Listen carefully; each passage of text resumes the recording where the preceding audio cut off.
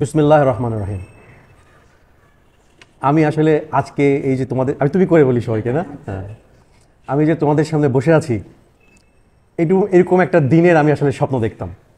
ঠিক কিরকম আমি একটু বুঝিয়ে বলি যে আমি একসময় গান লিখতাম, কবিতা লিখতাম, কিন্তু আমি কখনো গল্প লিখিনি। গল্প মানে উপন্যাস লিখিনি আর কি, কথা সাহিত্যে। 90 দশক জুড়ে এতক্ষণ তোমরা যা আলোচনা করলে, আমার জীবনের শুরুটা হয়েছিল কবিতা দিয়ে। কবিতা লিখতে লিখতে একসময় মনে হলো যে আমি যেমন গান শুনতে চাই তেমন গান আমি শুনতে পাচ্ছি না। কারণ আমার গান শোনার শুরুটা হয়েছিল বিদেশি গান দিয়ে। আমি বলা যায় এটা মানে অনেক যখন থেকে আর গান শোনা শুরু হয়, এটা কেমন হতে পারে 9-10 থেকে গান বুঝে গান শোনার ব্যাপারটা আর কি। ওই সময় রেডিওতে একটা প্রোগ্রাম হতো, ওয়ার্ল্ড মিউজিক নামে একটা ইয়ে হতো বাংলাদেশ বেতারে। ওয়ার্ল্ড মিউজিক নামে রেডিওতে একটা প্রোগ্রাম হতো, ওখানে প্রচুর বিদেশি গান বাজত। সো আমি নাটোরে থাকতাম, একটা মফস্বল শহর, বাট সামহাউ এই গানগুলো আমাকে খুব আলোড়িত করতো। প্রেজেন্টেশন, সাউন্ড, তারপরে লিরিক। আমরা তো বাংলা মিডিয়ামে পড়তাম, কিন্তু লিরিক বোঝার চেষ্টা করতাম। তো ওই গানগুলো আমাদেরকে খুব আলোড়িত করতো। তারপর যখন আস্তে আস্তে আরও বড় হলাম, ইন্টারমিডিয়েট, তো এই গান শোনার কানটাও আস্তে আস্তে তৈরি হচ্ছে। তো তখন আমরা মানে এই বিদেশি গান শোনার প্রতি আরও বেশি আগ্রহ তৈরি হলো। এবং ওই সময় একটা ব্যান্ড আমাকে ভীষণ রকম মানে আলোড়িত করতে, তাদের গান এবং তাদের লিরিক, পিঙ্ক ফ্লয়েড। তোমরা হয়তো অনেকে শুনে থাকবে এই নাম। পিঙ্ক ফ্লয়েডের গানের মধ্যে ওদেরকে বলা হয় অ্যাকচুয়ালি সাইকেডেলিক রক। আমাদের যেমন সঙ্গীতের বিভিন্ন বিষয় নিয়ে সঙ্গীত আছে, রবীন্দ্রসঙ্গীত, নজরুল সঙ্গীত, আধুনিক সঙ্গীত, সিনেমার সঙ্গীত, এরকম এরকম মানে জনরা যেটাকে বলে আর কি। তো ওরা ছিল হচ্ছে মানে মানে অল্টারনেটিভ রক বলা হতো আর কি ওদেরকে, সাইকেডেলিক রক, অল্টারনেটিভ রক এরকম বলা হতো। এগুলো পরে জানছি যে জনরাগুলো এরকম। তো গানের ভিতর দিয়ে ওরা যেটা করতো সেটা হচ্ছে সমাজের অনেক মানে আউট অফ দ্য বক্স অনেক বিষয় ওরা তুলে আনতো গানের ভিতরে। যে কথাগুলো প্রকাশ্যে কেউ বলতে পারে না, যে কথাগুলো সরাসরি বলা যায় না, সেই কথাগুলো ওর গানের মধ্যে দিয়ে কখনো মূর্ত কখনো বিমূর্ত এরকম একটা প্রকাশভঙ্গির মধ্যে দিয়ে ওরা একটা গানের ধারা তৈরি করলো, যেটাকে আমরা বলতে পারি সাইকেডেলিক রক। তো ওখানে ওদের ওই গানগুলো না আমাকে ভীষণ রকমের মানে চিন্তার খোরাক দিত। তো যাই হোক, এটা আমার শুরুর দিককার কথা বললাম। তো পরে যখন 90 দশকে যখন ঢাকায় আসলাম, আমার ঢাকায় আসাটাও খুব মানে ড্রামাটিক। কীরকম, তোমরা জানো যে একসময় এই দেশে স্বৈরশাসক এরশাদ ছিল। তোমাদের ওই সময় হয়তো কারো অনেকের জন্ম হয়নি বা অনেকে ছোট 90 দশকে। হ্যাঁ, তোমরা কি আশ্চর্য, আমি এমন এক প্রজন্মের সামনে বসে আছি যারা এরশাদের স্বৈরশাসন দেখোনি তোমরা। তার মানে আমি আসলে অনেক বড় হয়ে গেছি, আমার বয়স হয়েছে আসলে। যদিও আমি সেটা ভাবতে চাই না। আমি এখনও তোমাদের সামনে বসে কথা বলছি, আমার হচ্ছে I am part of you, আমি তোমাদেরই একজন। তো ওই স্বৈরাচার শাসনের সময় আমি তখন ইন্টারমিডিয়েট ফার্স্ট ইয়ার, কলেজে উঠেই দেখলাম দেশে গণতন্ত্র নাই। তখন আমরা যেভাবে বুঝতাম গণতন্ত্র নাই, এরশাদকে মহা স্বৈরাচার মনে হতো, মনে হতো পৃথিবীতে এর চেয়ে খারাপ লোক নাই। তো যা হয়, আমরা যারা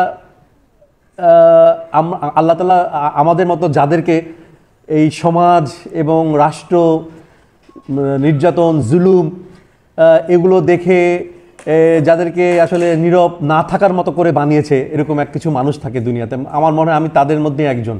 কারণ আমি যদি আরও পিছনে যাই, আমি শেখ মুজিবের স্বৈরশাসনও দেখেছি কিছুটা। শেখ মুজিবের যে 75-এর আগ পর্যন্ত যেই বাকশাল এবং সেই সময় ওরা যে অত্যাচার করতো, তার কিছুটা অভিজ্ঞতা আমার আছে, আমি দেখেছি। ওই সময় আজকে যারা তোমরা জেনজি, ওই সময় তারা ছিল জাসদ, তারা ছিল ছাত্র ইউনিয়ন। তো এরকম ওরা মানে যারা শেখ মুজিবের এই দুঃশাসনকে চ্যালেঞ্জ করতো, তো তাদেরকে গণশত্রু বলে রক্ষীবাণী ধরে আনতো, এনে এই যে এখন যেমন র্যাব যেভাবে নির্যাতন করতো লাস্ট টাইম ইয়ার আমলে, হাসিনার আমলে, একদম তার বাপ সেইভাবেই তাদেরকে আরও ব্রুটালি 30,000 জাসদ কর্মীকে বলা হয় 30,000 হত্যা করা হয়েছিল শেখ মুজিবের আমলে। মানে মাঝে মাঝে আমি চিন্তা করি, মানে কে বেশি বড় খুনি, হাসিনা না তার বাপ? মানে এটা একটা আলোচনার বিষয় হতে পারে, একটা গবেষণার বিষয় হতে পারে, বেশি খুনি, বেশি স্বৈরাচার কে ছিল। মানে কেউ কাউকে আসলে অতিক্রম করার একটা প্রতিযোগিতা আছে এই বাপ মেয়ের ভিতরে। তো সেই সময়টাও আমি দেখেছি, এবং তখন থেকেই বলা যায় যে আমি আসলে ভীষণ রকমের পলিটিক্যাল একটা মোটিভেটেড পার্সন হয়ে উঠেছি এগুলো দেখে দেখে। তো আমাদের রাজনৈতিক যেই দূরদর্শিতা বলো বা রাজনীতির যে জ্ঞান, এগুলো আসলে আমরা সমাজকে দেখে, আমরা বলতে আমি বোঝাচ্ছি আমার কথা বলছি আর কি, তোমাদের সাথে এগুলো শেয়ার করছি কারণ একজন লেখকের বেড়ে ওঠাটা তোমাদেরকে এবং কি পার্সপেক্টিভে সে বেড়ে উঠেছে এবং তার লেখার এলিমেন্টগুলো কি, কারণ তোমরা রেকর্ড করে রাখছো, এগুলো আসলে তোমরা রিলেট করতে পারবে যে লেখকের মনস্তত্ত্ব কীভাবে তৈরি হয়, এগুলো আসলে তোমাদের জন্য অনেক হেল্পফুল হবে। আমরা আসলে এরকম পাইনি। আমরা আসলে মানে মানে স্পেশালি আমি আমার নিজেকে বলি I M A born poet. আমি জন্মেছি আসলে কবি হয়ে, আমি কোথা থেকে শিখিনি বা আমাকে কেউ শেখায়নি বা আমি কোনো কোচিং সেন্টারে যাইনি বা এরকম পড়েছি। যখন পেপার, আমাদের ওই নাটোরের পেপার আসতো বাসে করে, এই দুপুরের দিকে আমরা পেপার পেতাম, সেই পেপার নিয়ে টানাটানি, মানে একেবারে পেপারের বিজ্ঞাপন থেকে শুরু করে ওই মানে পাত্রী চাই পাত্র চাই থেকে শুরু করে একেবারে সিনেমার পুরো পেপার পড়ে ফেলতাম আমরা, এবং টানাটানি চলতো আর কি। তো পড়ার এই আগ্রহটা এবং তৃষ্ণাটা ছোটোবেলা থেকেই তৈরি হয়েছিল। আর আমি যেই পরিবেশে বড় হয়েছি, আমি আস্তে আস্তে পেছনের দিকে যাচ্ছি, আবার সামনে আসবো। আমি যে পরিবেশে বড় হয়েছি সেটা একটা, আমি বলবো একটা ঈর্ষণীয় একটা পরিবেশের মধ্যে আমি বড় হয়েছি। কীরকম? নাটোরে আমার যেই বাড়িতে আমার বড় হওয়া, যদিও আমার জন্ম রংপুরে, কিন্তু নাটোরে আমার যেই বাড়িতে আমি বড় হয়েছি সেটা ছিল নাটোর স্টেশনের একদম সঙ্গে লাগোয়া। তো আমার বাড়িটা ছিল নাটোর, একটা খুব প্রাচীন জনপদ এবং প্রাচীন শহর নাটোর। মানে অনেক আগে থেকেই এটা খুব বিখ্যাত একটা জনপদ, মানে যখন অবিভক্ত বাংলায় নাটোর একটা খুব বিখ্যাত জায়গা ছিল বিকজ অফ এর বিজনেস, এগ্রিকালচার। রবীন্দ্রনাথের, আমার নাটোরেই মনে করো রবীন্দ্রনাথের যেই জমিদারি ওই অঞ্চলে ছিল। তো কলকাতার সাথে নাটোরের যোগাযোগটা খুব নিবিড় ছিল এবং খুব ভালো যোগাযোগ ব্যবস্থা ছিল। ডাইরেক্ট ট্রেন ডাইরেক্ট নাটোরে চলে আসতো কলকাতা হাওড়া স্টেশন থেকে। তো যার ফলে খুব মানে নাটোর শহর হিসেবে একটা খুবই আধুনিক, মফস্বল হলো একটা আধুনিক শহর ছিল। ওখানে নাটক হতো, নাটকের শাখাম নামে একটা প্রতিষ্ঠান আছে যারা নিজেদের অডিটোরিয়ামে তারা নিজেদের নাটক করে। এটা বাংলাদেশে এরকম নাই, আমি জানি না এখন কোথাও আছে কিনা, যে নিজেদের অডিটোরিয়ামে নিজেদের নাটক প্রোডাকশন করে এবং ওরা পয়সার বিনিময়ে মানুষ ওখানে নাটক দেখতো। এছাড়াও কালচারালি নাটোর অনেক রিচ ছিল, যার ফলে জীবনানন্দ দাশ সামহাউ তার কবিতার মধ্যে নাটোরের কথা বলেছে, হ্যাঁ, অন্য কোনো জায়গার কথা বলেনি, মানে সৌন্দর্যের উপমা দেওয়ার জন্য বলেছে। তো আমি সেই শহরের ছেলে। তো আমি যে জায়গাটায় বড় হয়েছি সেখানে শহরের শেষ, গ্রামের শুরু। মানে এটা যদি স্টেশন ধরো, এখানে আমার বাড়িটা, এখান থেকে শহর শুরু, এখানে শহর শেষ, আর এখান থেকে গেলে তুমি স্টেশনটা মানে পেরোলেই ওপাশ থেকে গ্রাম। তো আমি স্কুলে যেতাম শহরে, খেলতে যেতাম গ্রামে। এবং এই যে ট্রেন আসা যাওয়া, ট্রেনের ইন্টারলিঙ্ক হওয়া, মানে মনে করো যে ওখানে এসে ইঞ্জিন চেঞ্জ করতো। তারপর আমি হলাম সেই জেনারেশন, সম্ভবত লাস্ট জেনারেশন যারা বাষ্প শকট দেখেছি। মানে আমার ছোটোবেলা আমি দেখেছি যে স্টিম ইঞ্জিন, কয়লা দিয়ে যে রেলগাড়ি চলে, তোমরা এগুলো হয়তো ছবিতে দেখেছো। আমি আমার ছোটোবেলায় এটা দেখেছি, মানে মধুর একটা, আমার কাছে স্বপ্নের মতো মনে হয়। মানে পৃথিবী, টেকনোলজি এত দ্রুত চেঞ্জ হয়েছে এই আমি বলবো 2000 সালের পর থেকে এত দ্রুত সব কিছু চেঞ্জ, পৃথিবী এত দ্রুত সব বদলে গেছে যে আমার পিছনের, যখন আমার মনে হয় আমি সেই প্রজন্ম যে আমার ছোটোবেলা আমি বাষ্প শকট দেখেছি, এবং এটা অনেক সময় নিজের কাছেও বিশ্বাস হয় না। তো যার ফলে মানে একদিকে আমি যতটা আরবান আমি ততটাই রুরাল, আমি যতটা গ্রামীণ আমি ততটাই শহরে, এই দুটো ইয়ে পেয়েছি। এবং তারপরে এবার আমি আবার 90 দশকে আসি।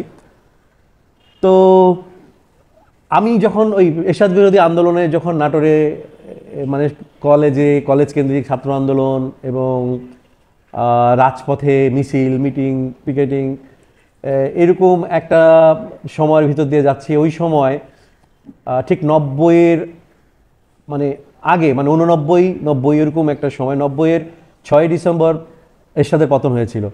তার আগ মুহূর্ত পর্যন্ত আমি নাটোরেই একদম বিভিন্ন গ্রামে ট্রামে আমরা পালিয়ে থাকতাম, বিভিন্ন পলিটিক্যাল এই কর্মসূচি পালন করতাম।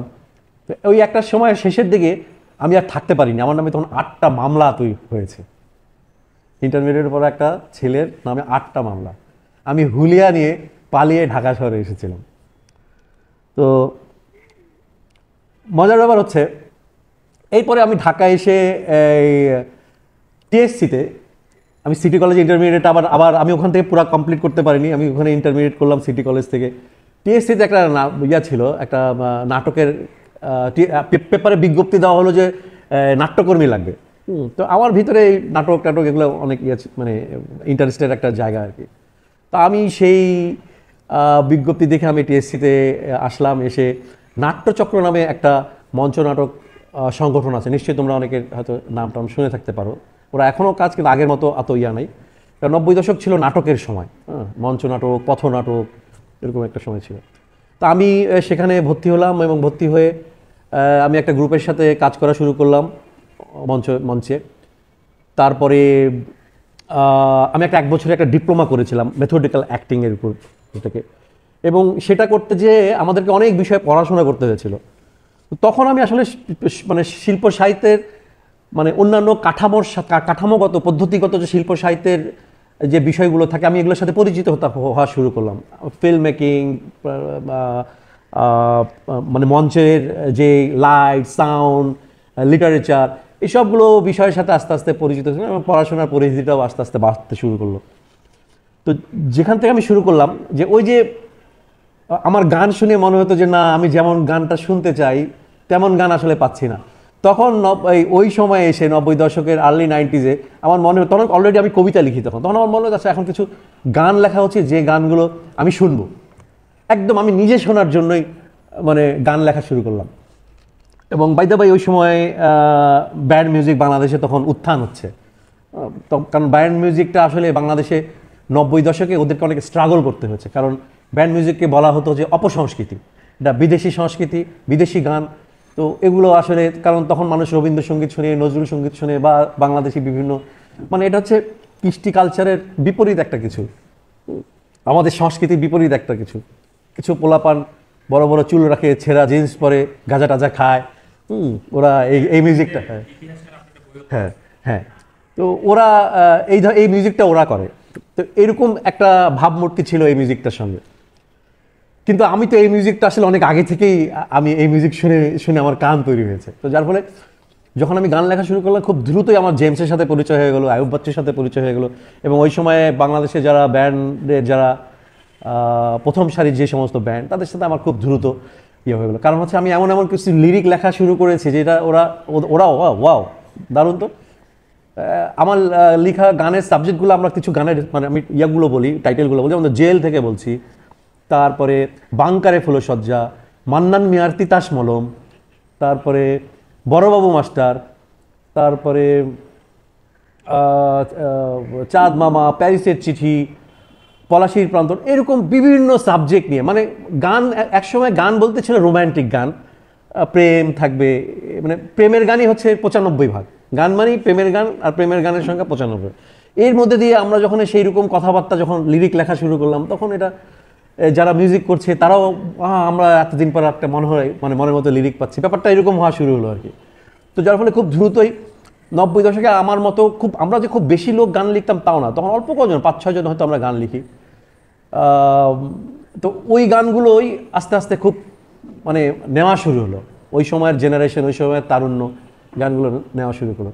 তো করতে করতে তো এমন জায়গায় তখন পৌঁছে গেল যে গান বলতেই তখন মানে তরুণদের কাছে গান বলতেই তখন ব্যান্ড মিউজিক। 90 দশকে তোমার শোনো না, 90 দশকে এমন ভালো ভালো গান হতো।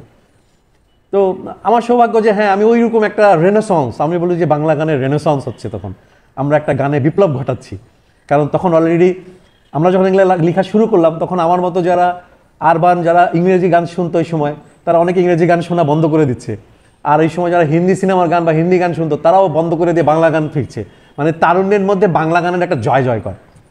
তো তো মনে হয় যে আমার জীবনের মনে হয় এটা একটা অ্যাচিভমেন্ট ছিল। আমি মনে করি যে আমরা আমাদের লেখার মাধ্যমে একটা সাংস্কৃতিক বিপ্লব তৈরি করেছিলাম গানের ভিতর দিয়ে, যে অ্যাটলিস্ট একটা, সেটা হয়তো ছোট সময়ের প্রেক্ষাপটের টাইমটা হয়তো খুব বেশি না, হয়তো একটা দশকই ধরলাম, যে মানে ব্যাপক তারুণ্য অন্য ভাষার গান ছেড়ে বাংলা গান শোনা শুরু করেছিল। এটা যখন ভাবি তখন মনে হয় যে হ্যাঁ, জীবনের একটা সময় গান দিয়ে কিছু একটা হয়েছিল। তো যাই হোক, লেখালেখির গানের একটা অংশ আছে। তো আমি যেই কথাটা শুরুতেই বলেছিলাম যে আমার একটা ড্রিম ছিল, আমার একটা স্বপ্ন ছিল, আজকে যে তোমাদের সামনে আমি বসে আছি, এই মানে ঢাকা ইউনিভার্সিটির, এই যে এখানে তো সবাই ঢাকা ইউনিভার্সিটির না, ওকে, ঢাকা ইউনিভার্সিটির এই তোমরা যারা এখন হায়েস্ট কোন ইয়ারে আছো তোমরা? Third year, first year, second year, third year, মাস্টার্সে আছো কেউ কে কে আছে মাস্টার্সে একটু হাত? ওকে ওকে, কারণ মাস্টার্সের সঙ্গে কম, মানে জুনিয়রদের সংখ্যা বেশি। ওকে, তো এরকম একটা দিনের আমি আসলে স্বপ্ন দেখেছিলাম উপন্যাস কথা সাহিত্যের আগে, কারণ আমার কাছে মনে হয়েছিল যে আমাদের যেই সাহিত্য, আমাদের গত 50 বছরের কথা সাহিত্যর দিকে যদি তোমরা দেখো, যারা গত 50 বছর ধরে যারা সাহিত্য করেছে, তারা কি সাহিত্য করেছে, তাদের সাহিত্যের মধ্যে কি ছিল, মানে আমি খুব মোটা দাগে যদি বলি, তাদের সাহিত্য বেসিক্যালি ছিল সেকুলার সাহিত্য।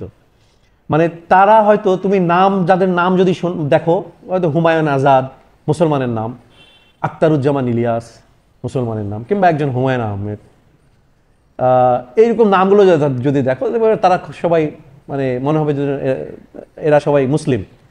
কিন্তু এনারা যখন সাহিত্য করেছে তখন তাদের মুসলিম আইডেন্টিটি থেকে বেরিয়ে সাহিত্য করেছে, কারণ তাদের সাহিত্যের মধ্যে আমরা দেখছি একটা সেকুলার সাহিত্য। সেকুলারিজমটা কি?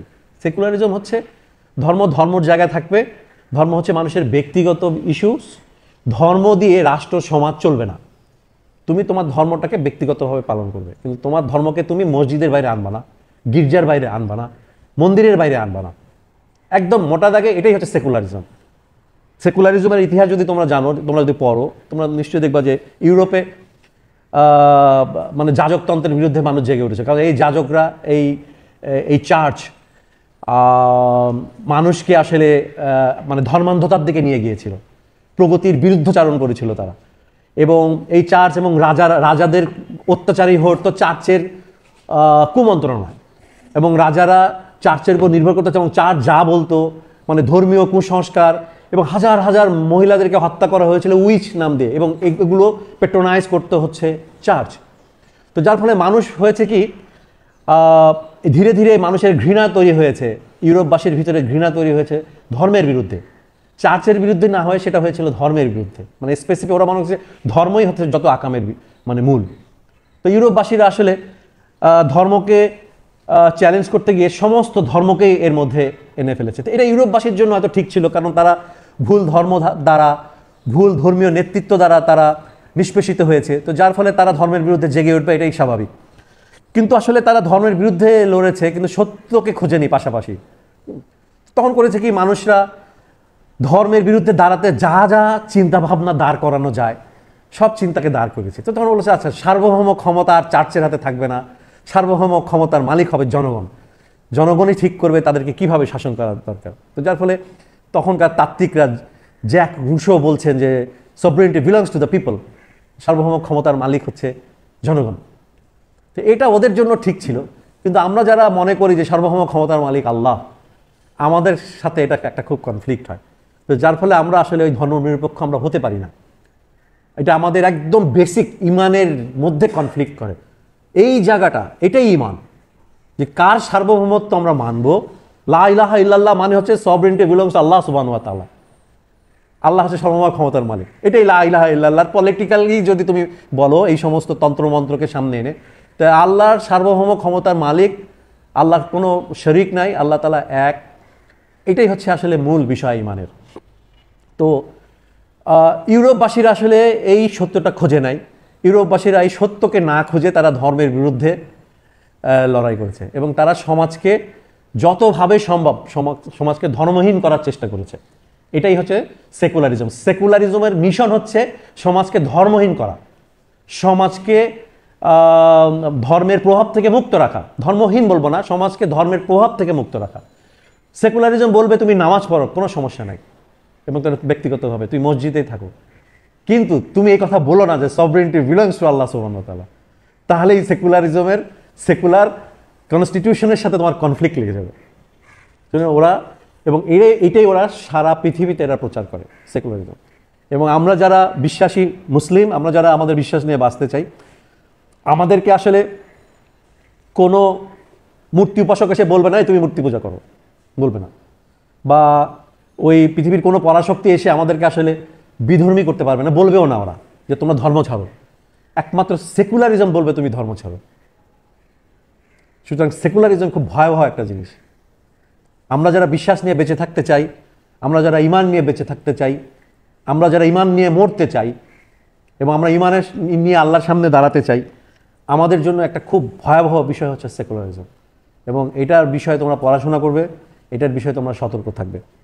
যা বলছিলাম যে আমাদের সাহিত্যিকরা, আমাদের স্পেশালি কথা সাহিত্যিকরা, তারা তাদের মানে ক্রিয়েটিভিটির ভিতর দিয়ে ঠিক সেকুলারিজমকে প্রমোট করে গেছে। কারণ তোমরা দেখবা কারো লেখার মধ্যে এই গাইডেন্সটা নাই। আমরা এখানে আমরা বলি কথায় কথায় 90% মুসলমানের দেশ, 90% মুসলমানের দেশ, কিন্তু আমাদের সেলিব্রিটি লেখক কেউ 90% মুসলমানের যেই চিন্তা চেতনা, যে বিশ্বাস, তার প্রতিফলন তার লেখায় ঘটাননি। আল্লাহর কাছে হাজার শুকরিয়া যে আমি এটা বুঝতে পেরেছিলাম। আলহামদুলিল্লাহ যে আমি আমার জীবনের মানে লেখালেখির শুরুতেই আমি এই জিনিসটা বুঝতে পেরেছিলাম। তো যার ফলে আমি না চাইলে আরও অনেক আগে উপন্যাস লেখা বা কথা সাহিত্যে আমি প্রবেশ করতে পারতাম বা শুরু করতে পারতাম। আমি করিনি, আমি একটা সময় নিয়েছি। কারণ আমার কাছে মনে হচ্ছে এটা খুব শক্তিশালী একটা মাধ্যম। গান যেমন শক্তিশালী মাধ্যম, ঠিক তেমনি কথা সাহিত্য আরেকটা শক্তিশালী মাধ্যম। তো আমি গানের শক্তি এটা টের পেয়েছি। আমি দেখেছি যে গান কিভাবে মানুষকে হত্যা করে, গান কিভাবে মানুষকে শেষ করে দেয়। গান যেমন আমাদেরকে এন্টারটেইন করে, গান আমাদেরকে সুন্দর চিন্তা করতে শেখায়। আমি দেখছি গান শুনতে শুনতে ড্রাগ অ্যাডিক্ট হয়ে গেছে এরকম একটা প্রজন্মকে। গান শুনতে শুনতে গান তাকে ইনফ্লুয়েন্স করেছে ড্রাগ নেওয়ার জন্য। এবং সে যে সমস্ত রক স্টারকে ফলো করেছে, তাদের জীবনাচার, যে সমস্ত রক স্টারকে সে আইডল মনে করেছে, সে দেখেছে তারা ড্রাগ নেয়। তার কাছে মানুষের তারও ড্রাগ নেওয়া উচিত। একসময় 70s, 60s, 70s, 80s একটা খুব পপুলার ওয়ার্ড ছিল, সেন্টেন্স ছিল, sex, drugs and rock and roll. মানে এই তিনটা খুব ওতপ্রোতভাবে জড়িত। তোমরা যারা আমার দারবিশ উপন্যাসটা পড়েছো, তোমরা দেখবে যে ওখানে আমি দারবিশকে পড়েছো? কে হাত উঠাও তো। আচ্ছা, তোমরা যদি দারবিশ উপন্যাসটা পড়ো, তুমি দেখবে যে আমি ওই ওই ওই ওই 60s এবং 70s আমেরিকার এই কালচারাল একটা রেভলিউশন ঘটেছিল ওখানে। এটাকে বলা হচ্ছে কাউন্টার কালচার। কাউন্টার কালচারটা কেমন? মনে করো যে আমাদের সমাজে একটা গুড বয় ইমেজ আছে না, কোনো একটা বলে ও গুড বয়। গুড বয় মানে ও ভালো করে পড়াশোনা করে, ও বাবা মার কথাবার্তা শোনে, ও দুষ্ট ছেলেদের সাথে মিশে না, ও ক্যারিয়ার নিয়ে সচেতন, এরকম একটা গুড বয় ইমেজ থাকে। তো আমেরিকান ওই সময়ের তারুণ্য ওরা দেখলো যে না, গুড বয় ইমেজের মধ্যে থাকা যাবে না। কারণ হচ্ছে আমেরিকা তখন খুবই হতাশার সময়। ভিয়েতনাম যুদ্ধ চলছে, একদিকে আমেরিকা, একদিকে রাশিয়া, কোল্ড ওয়ার চলছে, দুই আদর্শবাদের লড়াই চলছে, একদিকে পুঁজিবাদ, আরেকদিকে কমিউনিজম, পৃথিবীর বিভিন্ন জায়গায় জাতীয়তাবাদী লড়াই, মানে পৃথিবীর খুব টালমাটাল অবস্থা, খুব খারাপ অবস্থা তখন। তো আমেরিকা তার হিউজ মানে ইনভেস্ট করতেছে মানে যুদ্ধের পিছনে। আমেরিকায় বেকারত্ব, চাকরি নাই, এবং ওই সময়ের আমেরিকান তরুণদেরকে জোর করে ধরে ধরে ভিয়েতনাম যুদ্ধে পাঠাতো। মানে কেউ যখনই কারো গ্র্যাজুয়েশন কমপ্লিট হতো, তার জন্য 2 বছরের আর্মিতে সার্ভিস দেওয়া তার জন্য বাধ্যতামূলক ছিল। এবং এইটা যদি কেউ না করতো, তার নামে ওয়ারেন্ট ইস্যু হতো এবং তাকে ধরার জন্য FBI খুঁজতো। এটাকে বলা হয় ড্রাফট কেস, ড্রাফট। আমেরিকা কিন্তু এটা একটা ইস্যুস। আমেরিকার যখন কেউ প্রেসিডেন্ট হয় বা প্রেসিডেন্ট নির্বাচনে যখন মানে আমেরিকানরা যখন কাউকে মনে করে এই লোকটাকে প্রেসিডেন্ট, মানে রিপাবলিকান বা ডেমোক্রেটরা যখন কাউকে প্রেসিডেন্ট হওয়ার জন্য মনোনয়ন দেয়, তখন দেখে যে এই লোকটা ড্রাফট ডজার ছিল কিনা, মানে তার নামে ড্রাফট এসেছে, সেটাকে ডজ মেরেছে কিনা, মানে রাজাকার ছিল কিনা আর কি, মানে কাইন্ড অফ, মানে আমাদের এখনকার প্রচলিত অর্থে যদি এটাকে বলি, ওইরকম ডজ মেরেছিল কিনা। এরকম অনেকে ছিল পালাইতো, ডজার ছিল আর কি। ওই সময় তারুণ্যরা করতো কি, যাদের নামে এরকম ড্রাফট রাষ্ট্র, তখন ওরা ওই যুদ্ধে যেতে চাইতো না, তখন ওরা কেউ মেক্সিকোতে পালাতো, কেউ ক্যানাডায় পালাতো, আমেরিকা থেকে পালাতো তখন ওরা। আর একদল করতো কি, ওরা বিভিন্ন এটাকে বলা মানে হিপ্পি নাম শুনেছো তোমরা? হিপ্পিজম। ওরা ওই যে সমাজের ভদ্রস্থ মানে তারুণ্যের বিপরীত, ওরা তখন বড় বড় চুল রাখতো, ড্রাগ নিত, ফ্রি মিক্সিং, একদম মানে অবাধ মানে যৌনতা, ফ্রেন্ডশিপ। এবং ওরা এক স্টেট থেকে আরেক স্টেট ক্যারাভ্যান নিয়ে, গাড়ি নিয়ে ঘুরে বেড়াতো আর কনসার্টে গান শুনতো। ওই সময়ে কিছু মানে রক মিউজিকের একটা জনরা তখন ডেভেলপ করছে। মানে খুবই একটা টালমাটাল আমেরিকান মানে সময়। তো ওই সময়ের প্রেক্ষাপটে আমি যেটা কি থেকে এটা মানে শুরু করেছিলাম, মানে এই অংশটা। তো ওই সময় তারুণ্যের ভিতরে এই যে সমাজের বিপরীত এবং সমাজের বিরুদ্ধে দাঁড়ানোর এই প্রবণতাটাকে কাউন্টার কালচার বলা হতো, এবং সমাজের মধ্যে একটা দ্রোহ তৈরি হচ্ছিল তখন, যেটার প্রভাব আমাদের বাংলাদেশেও এসেছিল। আমরাও একসময় এরকম ছেঁড়া জিন্স পরতাম, বড় বড় চুল রাখতাম, ভীষণভাবে প্রভাবিত ছিলাম আমরা। তো আমাদের সাহিত্যে ঠিক সেকুলারিজমটা ওই ঠিক এইভাবে মানে প্রমোট করা হয়েছিল আমাদের। মানে এখন বুঝি যে আসলে ওই মিউজিকটা আলটিমেটলি আমাদের জন্য খুব ভালো কিছু বয়ে আনে নাই, কারণ একটা সময় অনেক বেশি ড্রাগ অ্যাডিকশন মানে শুরু হয়ে গেছিলো, যেটার পিছনে মিউজিক একটা বড় নিয়ামক হিসেবে কাজ করেছে। তো আমাদের সোসাইটিতেও আমাদের এই মানে বাংলা ভাষাভাষীদের মধ্যে যারা সাহিত্য করেছেন তারা খুব সূক্ষ্মভাবে সেকুলারিজমকে প্রমোট করে গেছেন তার সাহিত্যের ভিতর দিয়ে। আমরা কোথাও আমাদের এই যে 90% মুসলমানের দেশ বারবার আমরা বলি, আমরা কোথাও আমাদের আইডেন্টিটি আমাদের পরিচয় পাই না, কারণ ওনারা এই জিনিসগুলোকে খুব সযত্নে এড়িয়ে গেছেন। এড়িয়ে যাওয়ারও একটা আসলে ঐতিহাসিক অনেক কারণ আছে, কারণ আমাদের সাহিত্য আসলে কলকাতার বাবুদের সাহিত্য দ্বারা আসলে প্রভাবিত, এবং আমাদের এখানকার সাহিত্যিকরা সবসময় তাদের অনুকম্পা, তাদের অনুগ্রহ এবং তাদের কাছ থেকে সার্টিফাই হতে চেয়েছেন সবসময়। এবং তুমি তাদের কাছ থেকে, যেমন ওরা আজকে আমাকে সার্টিফাই করবে না, তোমরা যারা আমার লেখা সম্পর্কে ইতিমধ্যে পরিচিত হয়েছে, আমাকে কখনোই কলকাতার বাবুরা certify, I don't care actually, তো এটা করবে না, কারণ হচ্ছে আমার লেখার মধ্যে সেই এলিমেন্ট আছে যেটা তাদের পছন্দ না। কিন্তু আমাদের এখানকার উপন্যাসিকরা সবাই কলকাতার অনুগ্রহ পেতে চেয়েছেন, তো যার ফলে ওনারা খুব সচেতনভাবেই মানে সেকুলার সাহিত্য করে গেছেন। তাদের সাহিত্যের ভিতরে আমরা আমাদের বিশ্বাসকে খুঁজে পাইনি, তো যার ফলে আমাদের জাতি গঠন হওয়া, জাতির মনন তৈরি হওয়াটা অনেক পিছিয়ে গেছে।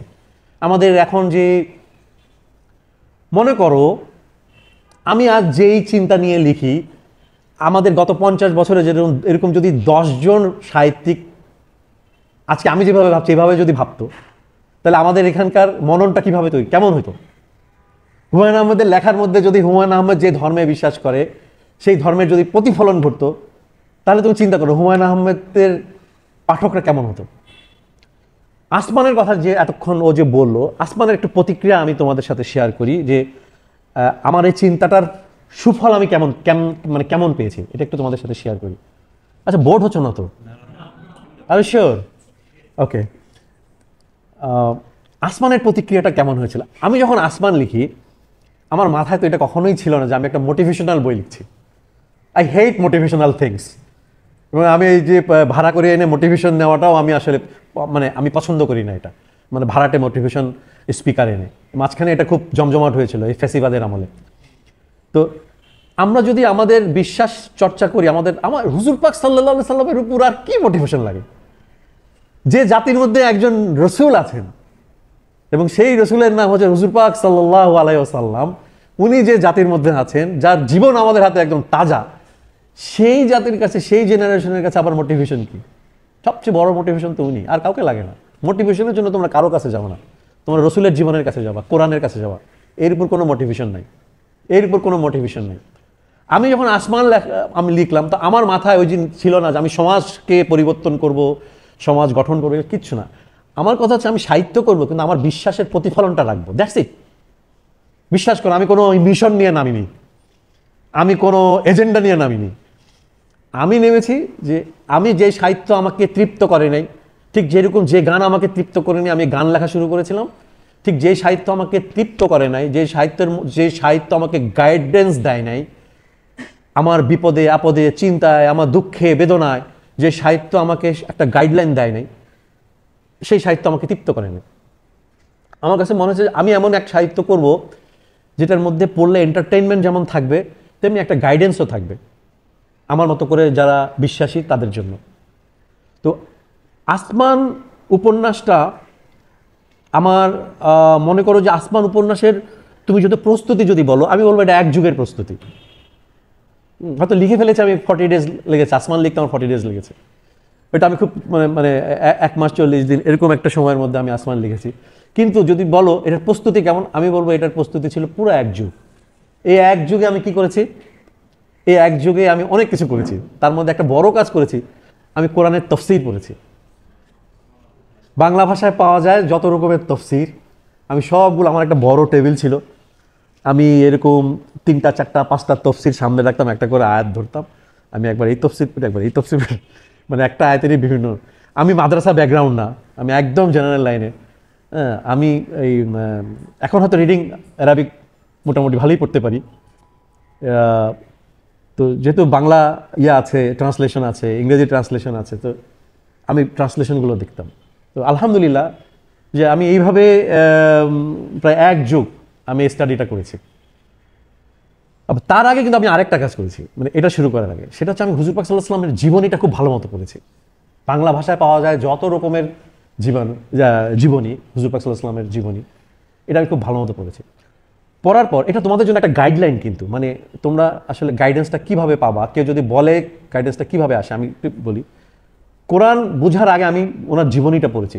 ওনার জীবনী পর আমি যেটা পড়েছি যে ওনার দ্বারা প্রভাবিত হয়েছে যে মানুষগুলো, আমি তাদের জীবনেও পড়েছি, মানে হায়াতুস সাহাবা বা সাহাবীদের জীবনী, হ্যাঁ, মানে এই তাবেইনদের আরও আরেকটু পরে, কিন্তু আমি সাহাবীদের জীবনীগুলো তার পরপরই সাহাবীদের জীবনী পর্যন্ত যত পাওয়া যায় আর কি, এগুলো আমি আমার 1 যুগের প্রস্তুতির কথা বলছি আর কি।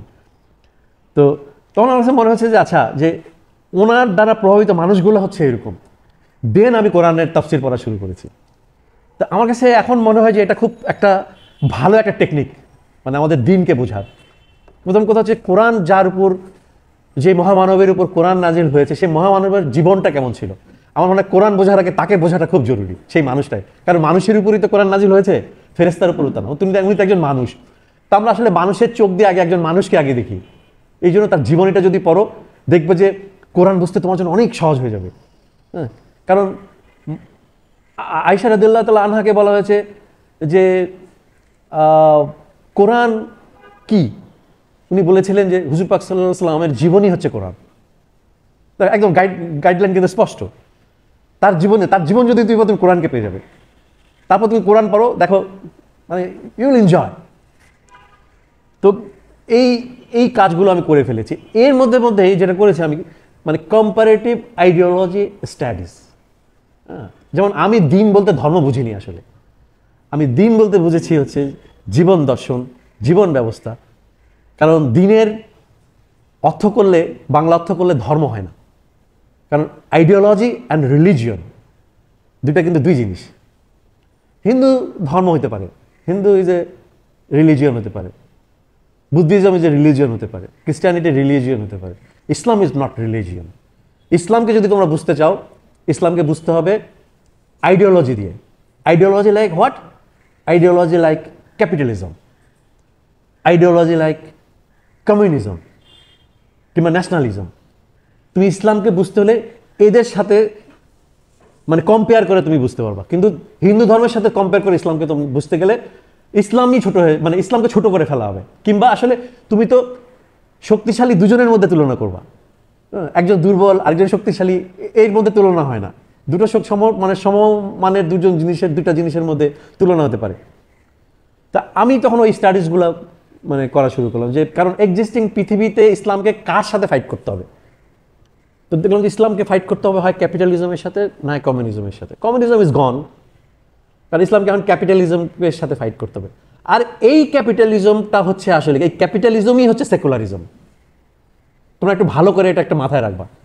সারা পৃথিবী এখন রুল করছে যেই আইডিওলজি, সেই আইডিওলজির নাম হচ্ছে ক্যাপিটালিজম। এই ক্যাপিটালিজমের ধর্মের নাম হচ্ছে সেকুলারিজম। এই ক্যাপিটালিজমের রুলিং সিস্টেমের নাম হচ্ছে ডেমোক্রেসি।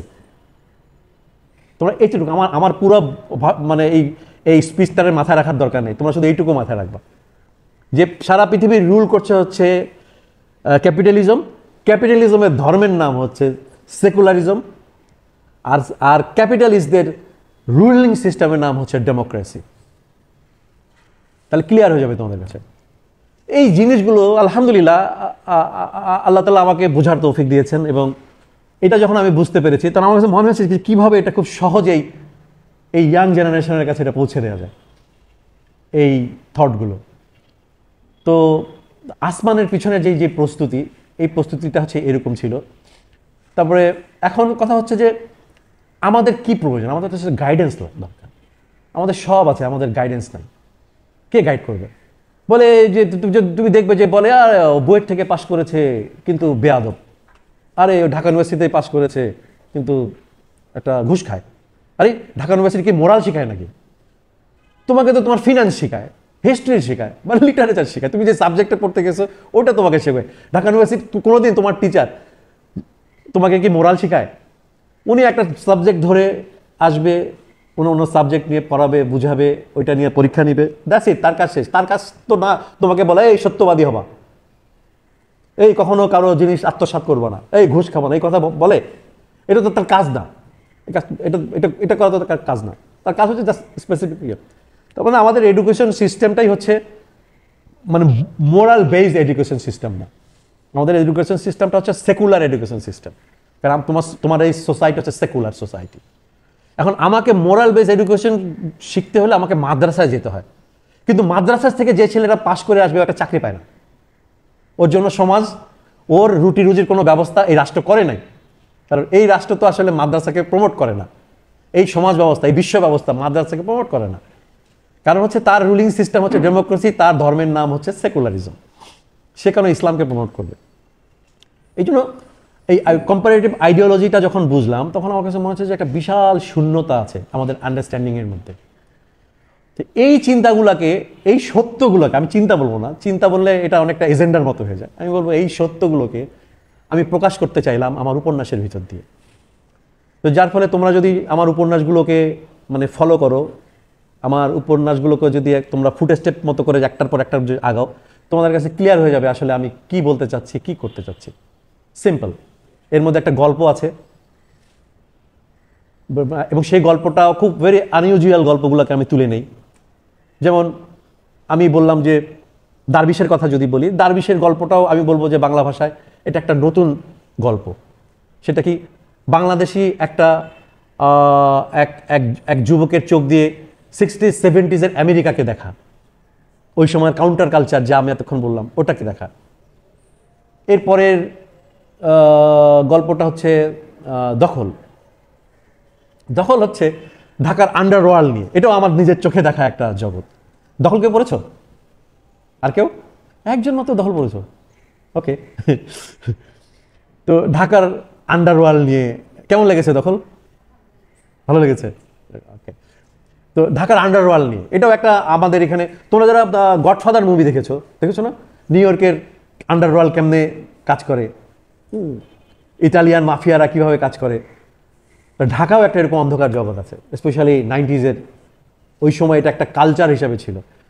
ওই সময়ের যারা এইসব করতো তারা যেমন মানে মাফিয়া টাইপের বা গডফাদার টাইপের এরকম ছিল। পরবর্তীতে ওই কাজটা এসে করা শুরু করলো আমাদের পলিটিশিয়ানরা, ওরাই গডফাদার হয়ে উঠলো। ওইটা আগে একটা দলের কাজ ছিল, একটা গ্রুপ অফ পিপল এই কাজগুলো করতো, কিন্তু পরে ওদের কাছ থেকে এগুলো নিয়ে মানে পলিটিশিয়ানরা নিজেরাই করা শুরু করলো। তো যাই হোক, এটা একটা ডিফারেন্ট জনরা। এরপরে হচ্ছে আমার 3 নম্বর উপন্যাসটার নাম হচ্ছে আসমান। কারণ আসমান আসলে আমি একটু সময় নিয়েছি। আমি এই উপন্যাস দুটো আমি কি করেছি, এই দুটো উপন্যাস আমি কিন্তু ইসলামী উপন্যাস লিখি না। আমাকে অনেকে বলে ইসলামী উপন্যাস লেখে, না, আমার উপন্যাস কোনোটা ইসলামী উপন্যাস না। আমার উপন্যাস হচ্ছে সমকালীন উপন্যাস, যেটাকে যদি তুমি এটাকে একটা জনরায় যদি জানতে চাও, এটা হচ্ছে সমকালীন উপন্যাস। সমকালীন উপন্যাস কিন্তু বিশ্বাসের জায়গাগুলোকে আমি স্পষ্ট করি ওখানে। সুতরাং আমার উপন্যাস ইসলামী উপন্যাস বলার কোনো প্রয়োজনও নাই এবং আমি এটা নিজেও সেটা বলতে চাই না। তো এর পরের উপন্যাসটার নাম হচ্ছে ফ্রন্টলাইন।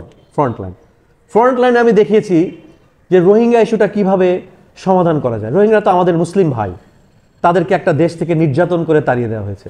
আমরা বাংলাদেশিরা ওদেরকে বসে বসে রিলিফ খাওয়াই, কিন্তু আমাদের দেশ তাদের এই সমস্যাটা সমাধান করেনি, তাদের দুঃখটা বোঝেনি, তাদের রাজনীতিটা বোঝেনি, তাদের অধিকারের বিষয়টা আমরা বুঝিনি। আমরা স্রেফ জাতিসংঘ থেকে খয়রাতি সাহায্য এনে আমাদের এই ভাইদেরকে খাওয়াই। আমরা আসলে তাদের জন্য কিছুই করিনি। আমরা ওদেরকে এক ধরনের একটা কারাগারের মধ্যে রেখে দিয়েছি। এটা আমাদের জন্য অন্যায়। প্রথম দিকে তো আমরা ওদের জন্য বর্ডার খুলতেই চাইনি। চিন্তা করা যায়, আমরা চিৎকার করা শুরু করলাম যখন ওদেরকে মারছে, সীমান্তে এসে জড়ো হচ্ছে, আমরা লেখালেখি করা শুরু করলাম, মিছিল করলাম, মানে যে যেমনে পারি আমরা চিৎকার করা শুরু করলাম আমাদের বিভিন্ন প্ল্যাটফর্ম থেকে। হাসিনা কানেই নিচ্ছিল না, সামও তার কানে বোধহয় কেউ দিয়েছিল, কাজটা করেন আপনি নোবেল পেয়ে যাবেন শান্তিতে। হুম হুম আল্লাহ রক্ষা করছে যে কেউ একটা তার মাথার মধ্যে কুবুদ্ধিটা দিয়েছিল। এই মনে করে সে হঠাৎ করে বর্ডারটা খুলে দিল। আমি নিজে গিয়েছি, আমি রোহিঙ্গাদের জন্য সাহায্য ত্রাণ নিয়ে আমি বস্তা ভরে টাকা নিয়ে গেছিলাম ইয়াতে, উখিয়া, শাহপরীর দ্বীপ, একদম ওই পর্যন্ত। ওহ কি যে দুর্বিষহ, মানে আমাদের এই ভাই বোনদের ব্যাপারে আল্লাহ তাআলার সামনে আমাদেরকে জবাবদিহি করা লাগবে। আমরা সবাই অপরাধীর মতো দাঁড়াবো সেদিন, যে আমরা এই ভাইদের জন্য প্রপার ট্রিটমেন্টটা দিতে পারিনি, তাদের জন্য যেটা করার আমরা করতে পারিনি আমাদের এই ভাইদের জন্য। আমরা জাতি হিসাবে অপরাধী হয়ে থাকবো রোহিঙ্গা ইস্যুতে। তো যাই হোক,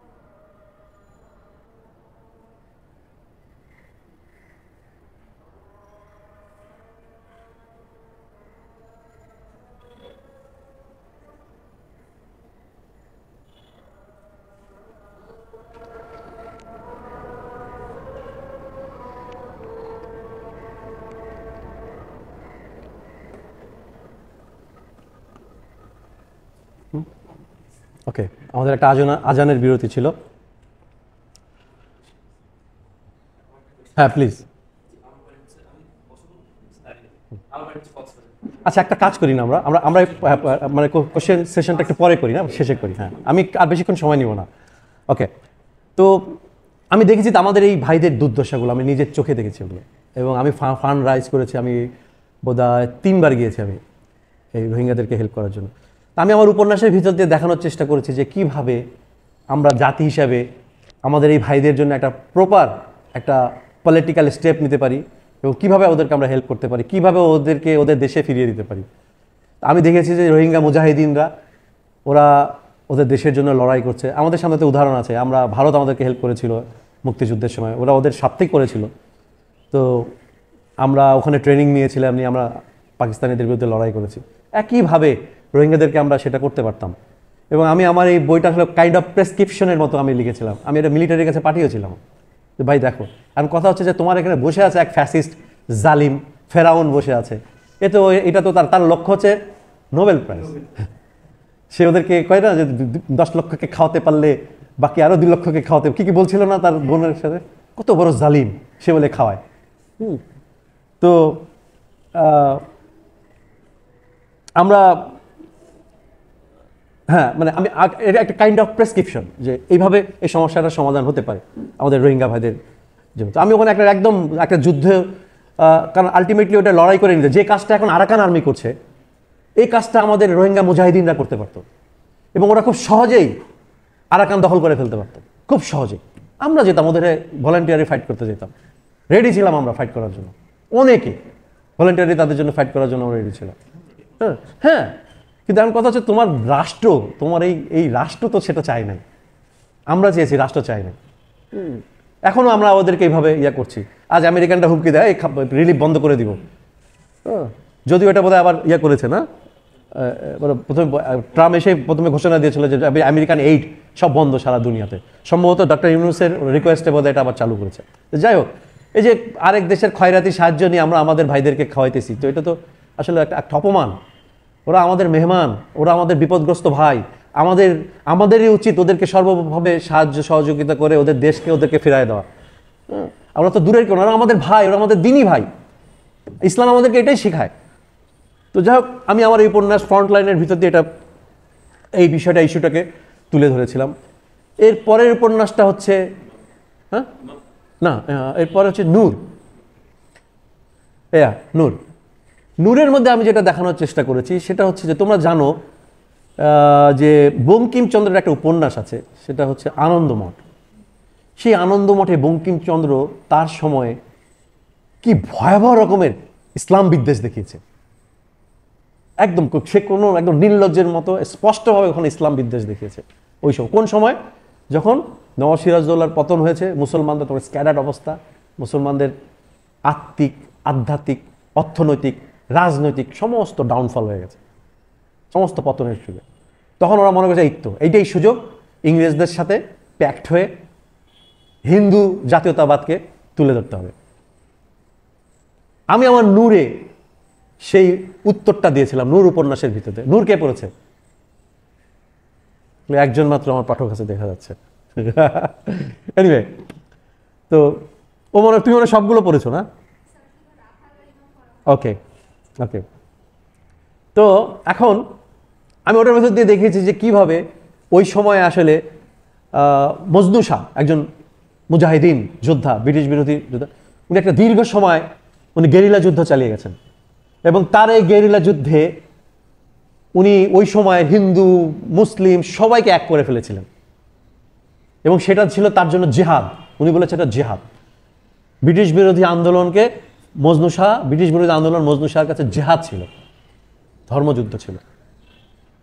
মুসলমানরা কাদের কাছ থেকে ক্ষমতা ব্রিটিশরা কাদের কাছ থেকে ক্ষমতা? মুসলমানদের কাছ থেকে ক্ষমতা নিয়েছিল। এই জমির মালিক, এই উপমহাদেশের মালিক মুসলিমরা। রাজনৈতিকভাবে মালিকানা যদি বলো, এই জমির মালিক মুসলিমরা, মুসলিমদের কাছ থেকে ওরা ক্ষমতা নিয়েছিল। তো ক্ষমতা তো মুসলিমদেরই আবার মানে ক্ষমতাকে তাদের মানে হারানো ক্ষমতাকে আবার ফিরিয়ে আনার জন্য কাজ করতে হবে। মজনু শাহ সেটা করেছিলেন, বা তার সাথে আরো যারা তিতুমির বা আমাদের বেরলভীর যে শহীদরা, এনারা যে লড়াই করেছেন ব্রিটিশদের বিরুদ্ধে, কিসের জন্য লড়াই করেছেন? খেলাফত কায়েমের জন্য করেছেন, ইসলামী শাসন ব্যবস্থাকে ফিরিয়ে আনার জন্য বলেছেন। মোগলদের আমরা যত দোষারোপ করি না কেন, মোগলদের রুলিং সিস্টেম ইসলাম ছিল। মোগলরা কিন্তু অন্য কিছু দিয়ে রুল করেনি, ওরা শরিয়া ফলো করে ওরা ওদের রাষ্ট্র চালাতো মোগলরা। তার মানে আমরা এটা this land is land of Islam. আমাদের পূর্বপুরুষরা যখন দেশভাগ হচ্ছে কি বলে যে পাকিস্তান কা মতলব কিয়া, লা ইলাহা ইল্লাল্লাহ। আমরা বুঝেছিলাম, আমাদের পূর্বপুরুষরা বুঝেছিল যে দেশ যদি ভাগই হয় তাহলে হিন্দুদের সাথে আমরা মানে হিন্দু যারা উগ্রবাদী হিন্দুর কথা বলছি, আমি সাধারণ হিন্দুর কথা বলছি না, মানে আমার আবার বর্ণবাদী ভাবার কোনো কারণ নাই, আমি রিয়েলিটির কথা বলছি। ভাবলে ভাবতে পারে, কিন্তু আমি রিয়েলিটির কথা বলছি। এই জমিন আমরা শাসন করেছিলাম, এই জমিনকে ইউনিফাই করেছিলাম আমরা। মুসলিম শাসনের আগে এই জমিন, এই উপমহাদেশ এইভাবে ইউনিফাই ছিল না। তো এই জমিনকে আমরা, আমাদের পূর্বপুরুষরা ইউনিফাই করে গেছে, ইউনিফাইড ওয়েতে শাসন করে গেছে, এবং সেখানে একটা রুলিং সিস্টেম ছিল, সেই রুলিং সিস্টেম ছিল ইসলাম। তো আমাদের যখন আমরা যখন এখানে যখন দেশ ভাগ হচ্ছে, আমাদের পূর্বপুরুষরা এই রিয়েলিটি বুঝেছিলেন যে আসলে দেশ যখন ভাগই হবে এটাই যখন রিয়েলিটি, তাহলে এক কাজ করি, মুসলমানদের জন্য আমরা আলাদা আবাস তৈরি করি।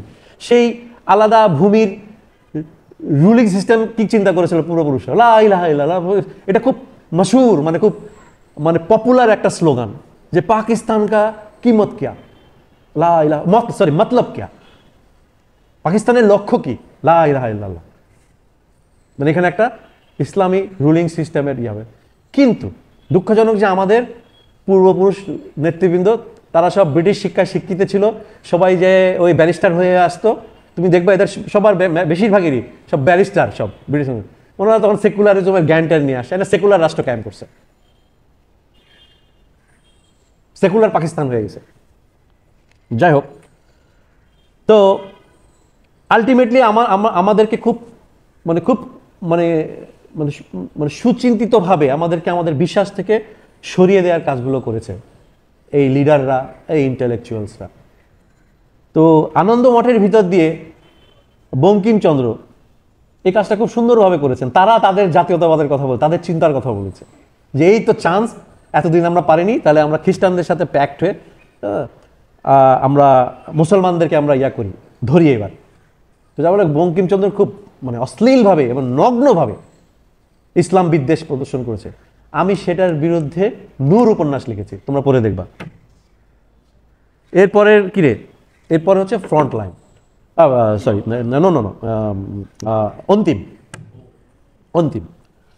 অন্তিমে আমি দেখিয়েছি যে এই লড়াইটা কিভাবে মানে হাজার হাজার বছর ধরে এই সেকুলারিজমের বিরুদ্ধে যে লড়াইটা, এটা কিভাবে শেষ জামানায় এসে উপস্থিত হয়েছে। এবং এটা এমন এক শেষ জামানা যে জামানার জন্য সবাই রেডি হচ্ছে। খ্রিস্টানরা রেডি হচ্ছে, তাদের একজন ত্রাণকর্তা আসবে। ইহুদিরা রেডি হচ্ছে, তাদের একজন মানে ত্রাতা আসবে, ত্রাণকর্তা আসবে। আমরা মুসলিমরা রেডি হচ্ছি, আমাদের একজন ইমাম আসবেন। হিন্দুরাও রেডি হচ্ছে, তাদের একজন তাকে বলা হয় হচ্ছে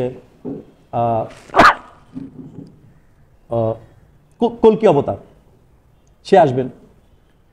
তারপরে ইভেন দো ইয়ারাও বৌদ্ধরাও, তারাও অপেক্ষা করছে তাদের একজন ত্রাণকর্তার জন্য। মানে এখন পৃথিবীর সমস্ত ধর্মাবলম্বীরা অপেক্ষা করছে একজন ত্রাণকর্তার জন্য, এবং পৃথিবী তার শেষ যুদ্ধের জন্য প্রস্তুত হচ্ছে। এটা খুবই একটা রিয়েলিটি। কারণ তোমরা দেখবা যে ট্রাম্পকে যাজকরা এসে কীভাবে দোয়া করে দিচ্ছে। তোমরা ট্রাম্পের ইনাগোরেশনটা দেখেছো নিশ্চয়ই। সেখানে এসে খ্রিস্টান যাজকরা কিভাবে তার জন্য প্রার্থনা করছে, তার জন্য দোয়া করছে। হ্যাঁ, এবং অন্তিম উপন্যাসের গল্পটা আসলে এখান থেকেই। অন্তিম উপন্যাসে আমি নেটফ্লিক্সে একটা দেখছিলাম, একটা সিরিজ দেখছিলাম, যে সিরিজটার নাম হচ্ছে দ্য ফ্যামিলি। দ্য ফ্যামিলি হচ্ছে একটা উগ্রবাদী খ্রিস্টানদের একটা গোপন সংগঠন, দ্য ফ্যামিলি। এটাকে বলে ইভানজেলিক খ্রিস্টান। খ্রিস্টানদের মধ্যে এই মুহূর্তে দুটো খুব প্রভাবশালী গ্রুপ আছে, একটা হচ্ছে ইভানজেলিক খ্রিস্টান, একটা ক্যাথলিক খ্রিস্টান, আর একটা প্রোটেস্ট্যান্ট, ওদের সংখ্যা কম। ইভানজেলিক খ্রিস্টান অ্যান্ড ক্যাথলিক খ্রিস্টান। ক্যাথলিক হচ্ছে মানে রোমের পোপ এবং তাদের সারা দুনিয়া যে এনজিও বা তাদের যে অনুসারীরা আছে তারা।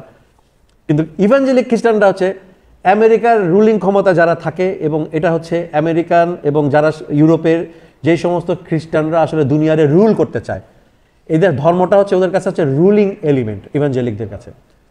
তো এই ইভানজেলিক খ্রিস্টানদের একজন নেতা আছে, তার নাম হচ্ছে ডকো। তার উপরে একটা ডকু ফিল্ম ছিল হচ্ছে দ্য ফ্যামিলি। সেই ডকোর যে একজন সাগরেদ ছিল এই ফ্যামিলি, এই অর্গানাইজেশনের মধ্যে একজন তাদের একটা অনুসারী ছিল, তার নাম হচ্ছে জেফ শার্লেট। সে এই গ্রুপ থেকে বেরোয় এসে এই সিরিজটা তৈরি করেছে, এবং সেখানে ডকোর একজন একটা স্পষ্ট মানে রিয়েল ফুটেজ সে শেয়ার করেছে। সেখানে বলছে যে বাংলাদেশেও আমাদের অনুসারীরা আছে, তারা আমাদের হয়ে কাজ করছে। আমার এই উপন্যাস লেখার সূত্রটা জাস্ট এখান থেকে, অন্তিম উপন্যাস। আমার মাথায় এসেছে তাহলে কারা এরা, আমার খুঁজে বের করতে হবে। আমার গল্পের প্লটটা হচ্ছেই, আমার গল্পের নায়করা খুঁজতে থাকে। কে পড়েছে অন্তিম? বাহ, অন্তিম অনেকে পড়েছে। ও খুঁজতে থাকে, খুঁজতে খুঁজতে ও যতই যেতে থাকে ততই ও অনেক মানে বিপদের সম্মুখীন হতে থাকে, এবং দেখা যায় যে অদৃশ্য কেউ একজন মানে সমাজের রন্ধে রন্ধে তাদেরকে তাড়া করে ফেলছে, মানে ও পারছে না। যদিও আমি গল্পটা এমন একটা জায়গায় শেষ করেছি যেখানে শেষ হয়নি, আমার আগামী উপন্যাসটা হবে ওখান থেকে। এবার বইমেলায় আমার আসলে অন্তিম সেকেন্ড পার্ট আনার কথা ছিল, কিন্তু রাষ্ট্র, এই সরকার আমাকে একটা জায়গায় বসিয়ে দিয়ে আমার লেখালেখির 12টা বাজিয়ে দিয়েছে। আচ্ছা, তো তোমরা এই বইটা আর অ্যাটলিস্ট তোমরা অন্তিমটা পড়ো, তাহলে তোমরা এই সেকুলারিজম, আমি এতক্ষণ যা বলার চেষ্টা করছি, আমাদের আজকের যে আলোচ্য বিষয় যে মানে সাহিত্যে বিশ্বাস এবং সেকুলারিজমের কনফ্লিক্ট, এটা আসলে তোমরা খুব স্পষ্টভাবে বুঝতে পারো যদি তোমরা আমার অন্তিম বইটা পড়ো। এরপরে আমি ইমাম, যে আমার সর্বশেষ উপন্যাস, এখানে আমি দেখেছি যে কীভাবে একটা সমাজ ব্যবস্থাকে বদলে দেওয়া যায় তোমার বিশ্বাস দিয়ে। আমি এটা উপন্যাসের ভিতর দিয়ে দেখিয়েছি। আগে নিজে বদলাতে হয়, আত্মশুদ্ধ, তারপর রাষ্ট্রশুদ্ধ। কীভাবে নিজে বদলে কীভাবে সমাজকে বদলে দেওয়া যায়। সমাজের 1 লাখ লাখ তরুণ যদি আমার একটা গান দিয়ে যদি নাচতে পারে, তাহলে আমার একটা কিছু দিয়ে, আমার কোনো একটা কথা দিয়ে, কোনো একটা উপন্যাস দিয়ে, কোনো একটা ক্রিয়েটিভিটি দিয়ে তাকে আমি ধ্যানমগ্নও করতে পারি, তাকে আমি আত্মজিজ্ঞাসার ভিতরে নিতে পারি, তাকে আমি তার বিশ্বাসের ভিতরে ঢুকে দিতে পারি, তার বিশ্বাস অনুযায়ী চলতে তাকে সাহায্য করতে পারি। দুটোই হতে পারে। আমি ইমামের ভিতর দিয়ে আসলে সেটা দেখানোর চেষ্টা করছি। এই হচ্ছে আমার লেখালেখি আপাতত। হোপফুলি তোমাদের সাথে আবারও বসবো। আমি খুব এনজয় করলাম। আমি আমার মানে আর দীর্ঘায়িত করবো না, আসরেরও ওয়াক্ত হয়ে গেছে। আমি অনেক এনজয় করলাম তোমাদের সান্নিধ্য, তোমাদের সামনে। আমি বললাম যে আমার আজকে একটা স্বপ্ন পূরণের দিন, যে আমি একদল ওমরের সামনে বসে আছি, ঢাকা ইউনিভার্সিটির সেকেন্ড ইয়ারে পড়া ইকোনমিক্সের সেই নায়কদের সামনে বসে আছি। তোমাদের মধ্যে তোমরাই সমমার, তোমরা সেই বিশ্বাসকে নিয়ে যাবে এবং বিশ্বাসের জন্য জীবন বাজি রাখবে। তোমরাই সেই মানুষ, তোমাদের সামনে বসে আছে, তোমাদের সামনে আমি আমার কথাগুলো বলতে পারলাম। তোমরা ধৈর্য ধরে আমার কথাগুলো শুনলা, আমার বইগুলো পড়বা। Thank you so much.